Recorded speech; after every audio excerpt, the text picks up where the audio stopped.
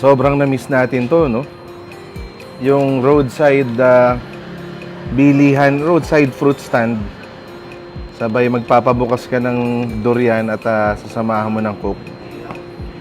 Nung sobrang dalas ko pang bumisita sa girlfriend ko dito sa Davao, ito yung madalas naming kainin na variety. Yung girlfriend ko nun, si Mrs. Dizon yun. Hindi, iba pa yung apelido niya nun. Pero, ikikwento ko lang na marami na kayo napanood na videos about kumain ng durian.